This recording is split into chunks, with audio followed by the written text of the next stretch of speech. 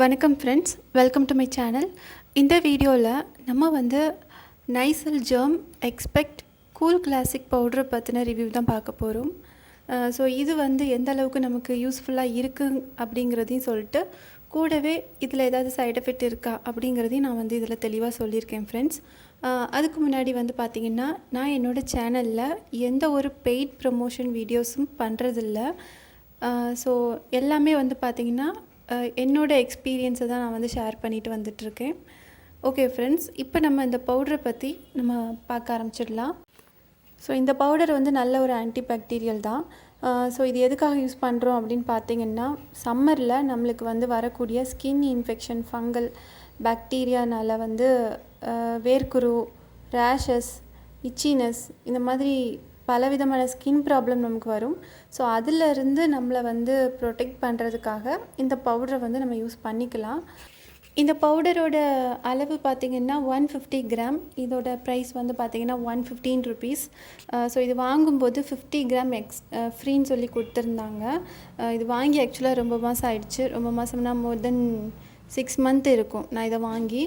So use பண்ண வரைக்கும் எனக்கு இது எந்த அளவுக்கு ஒர்க் அவுட் ஆச்சுங்கிறதையும், கூடவே எனக்கு இது எந்த அளவுக்கு பிரச்சனையாக இருக்குது அப்படிங்கிறதையும் நான் இந்த வீடியோவில் சொல்ல ஆரம்பிச்சிடுறேன்.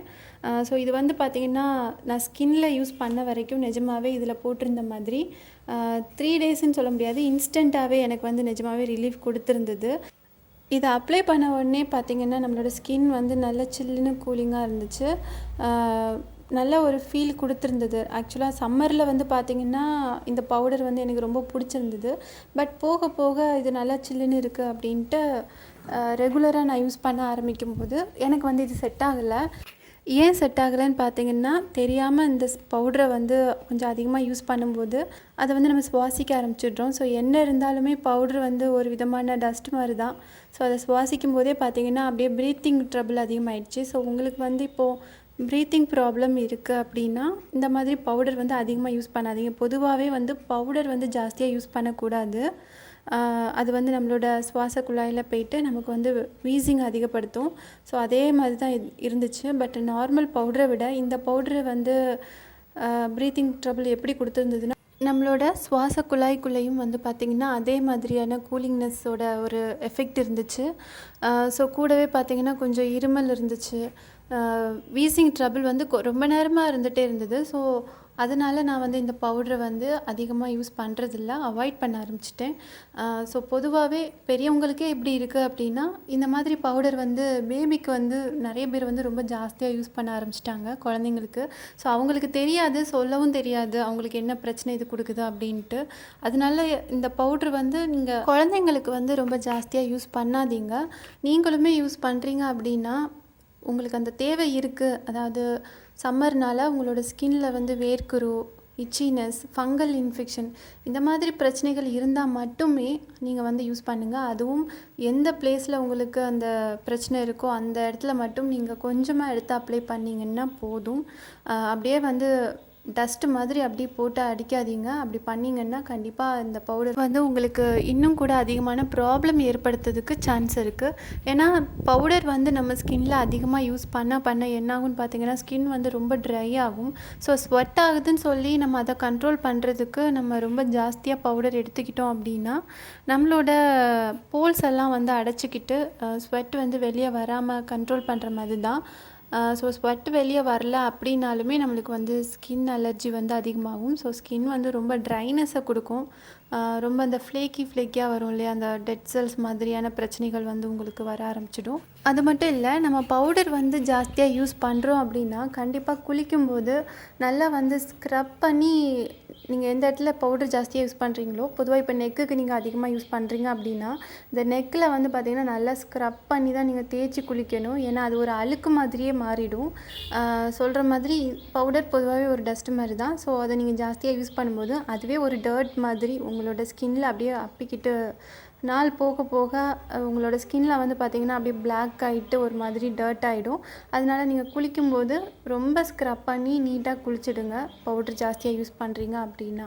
ஸோ உங்களுக்கு பொதுவாகவே சம்மரில் ஃபங்கல் இன்ஃபெக்ஷன் வருது, எனக்கு இன்ஸ்டண்ட்டாக ரிலீஃப் வேணும் அப்படின்னா, நீங்கள் இந்த பவுடர் சின்ன டப்பா வாங்கி யூஸ் பண்ணி பாருங்கள். ரொம்ப கம்மியாக எடுத்து லைட்டாக நீங்கள் யூஸ் பண்ணுங்கள். உங்களுக்கு எந்த இடத்துல பிரச்சனை இருக்கோ அதில் மட்டும் யூஸ் பண்ணுங்கள். தேவையில்லாமல் பாடி ஃபுல்லாக அப்ளை பண்ண வேண்டாம். ஸோ ஃபேஸுக்குமே நீங்கள் வந்து அவாய்ட் பண்ணிக்கிறது நல்லது.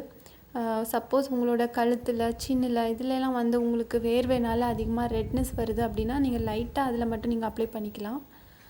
உங்களுக்கு ப்ரீத்திங் ட்ரபிள் இருக்குது, ஏற்கனவே இப்போ சிலருக்கு வந்து ப்ரீத்திங் ப்ராப்ளம் இருக்கும், வீசிங் இந்த மாதிரி பிரச்சனை இருக்குது அப்படின்னா இந்த பவுடர் வந்து வேண்டாம்.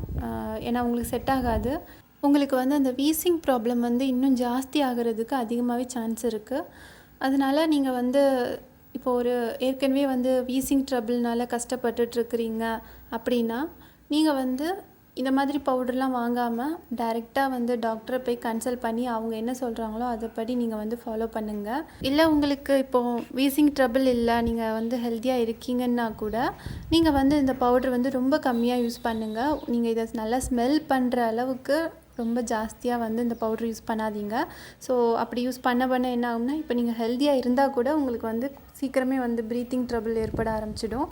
அதனால் நீங்கள் இந்த மாதிரி பவுடர் வாங்குறீங்க, யூஸ் பண்ணுறீங்க அப்படின்னா ரொம்ப கம்மியாக யூஸ் பண்ணுங்கள், ஜாஸ்தியாக யூஸ் பண்ணாதீங்க ஃப்ரெண்ட்ஸ். முக்கியமாக குழந்தைங்களுக்கு அப்படியே அப்பாதீங்க. அது வந்து ரொம்ப தவறான விஷயம். அவங்களுக்கு சுவாசிக்கிறதுக்கு ரொம்ப கஷ்டமாக இருக்கும்.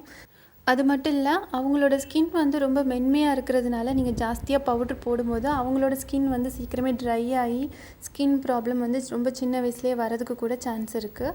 அதனால் நீங்கள் வந்து பவுடர் பொதுவாகவே ரொம்ப கம்மியாக யூஸ் பண்ணுங்கள். யூஸ் பண்ணலைனாலும் பிரச்சனை இல்லை ஃப்ரெண்ட்ஸ். ஓகே ஃப்ரெண்ட்ஸ், இந்த பவுடர் நான் யூஸ் பண்ண வரைக்கும் எனக்கு இது வந்து எந்த அளவுக்கு பெனிஃபிட்டாக இருந்தது அப்படிங்கிறதையும் நான் ஃபஸ்ட்டு சொல்லியிருப்பேன். ஸோ அதுக்கப்புறம் கண்டினியூவாக யூஸ் பண்ண எனக்கு இது வந்து செட் ஆகலை அப்படிங்கிறதையும் நான் வந்து இந்த வீடியோவில் தெளிவாக சொல்லியிருக்கேன். ஸோ உங்களுக்கு வந்து இந்த வீடியோ யூஸ்ஃபுல்லாக இருக்குது அப்படின்னா மறக்காமல் என்னோடய சேனலை சப்ஸ்கிரைப் பண்ணுங்கள் ஃப்ரெண்ட்ஸ். லைக் பண்ணுங்கள், ஷேர் பண்ணுங்கள். அண்ட் என்னோடய வீடியோ பார்த்ததுக்கு ரொம்ப நன்றி.